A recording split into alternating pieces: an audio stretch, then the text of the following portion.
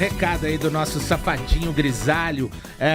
O JV Goulart, ler alguns superchats aqui, falando, o Atlético só jogou o segundo tempo porque o Cruzeiro estava com jogador a menos.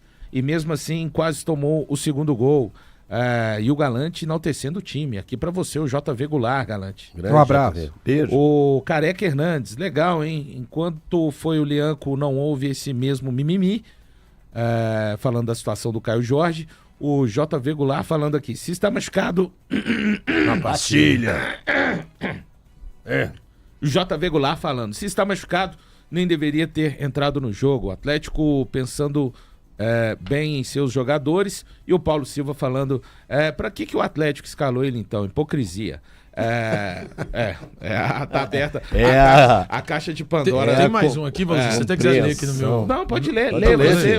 O Eduardo César mandou, porque aí vai ser o cara que vai mostrar o contraponto. Eduardo César mandou R$10 e escreveu assim, no lance, se o Caio Jorge não tivesse amarelo, ele teria tomado, mas como já tinha, não tomou, porque não foi uma coisa para um segundo cartão amarelo e uma expulsão.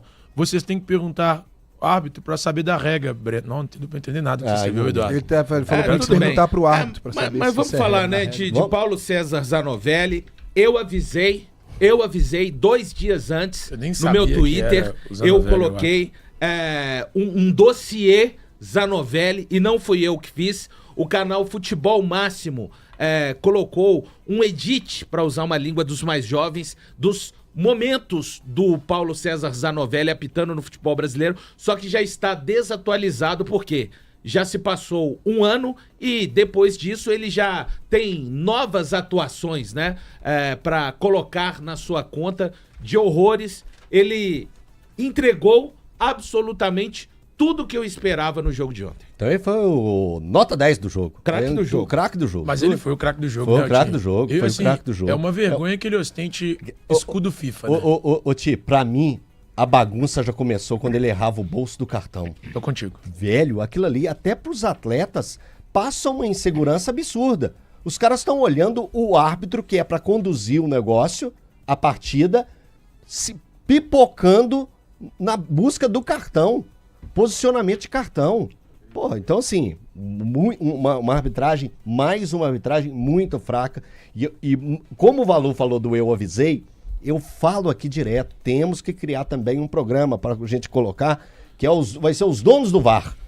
Só para falar de arbitragem. É um negócio assim, absurdo, eu falo. Dá para fazer um programa de 1h20 só falando de arbitragem e dos seus erros. É cada vez mais absurdo. Quando você acha que você já viu de tudo, aí o Zanovelli te dá a busca pelos cartões.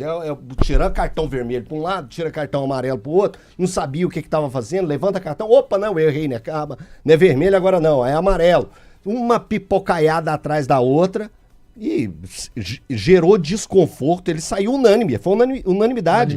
Ontem ele saiu com reclamações do lado do Atlético, do lado do Cruzeiro, para a torcida do Atlético, para a torcida do Atlético, para a torcida do Cruzeiro, sendo um dos nomes mais comentados nas mesas redondas da noite ontem após o Clássico. E o grande problema é que a gestão da arbitragem no Brasil hoje é feita por 2 camaradas que não têm o mínimo de capacidade para tal. Nós estamos falando do Péricles Bassols e do Rodrigo Sintra. Péricles bom é o outro, né, Thiago? Qual que é o Periclão.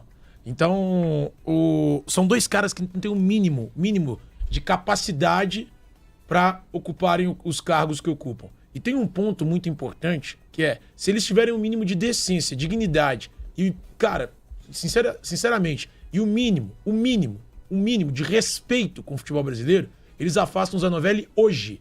O Zanovelli tem que ser afastado hoje. O cara interferiu no resultado da partida, quando ele inverte um escanteio, que seria um tiro de meta pro Cruzeiro. Ele dá um escanteio pro Atlético, sai o gol do Juan, um lance que seria tiro de meta pro Cruzeiro. Pra mim, ele não erra na expulsão do Caio Jorge. O Caio Jorge, por mais que na cabeça dele ali ele tivesse certo, e por mais que a maioria entenda que o Caio Jorge tinha o direito de questionar, a forma como ele usou, a forma que ele escolheu para questionar o árbitro foi completamente equivocada. Não deveria ter feito aquilo, expulso corretamente.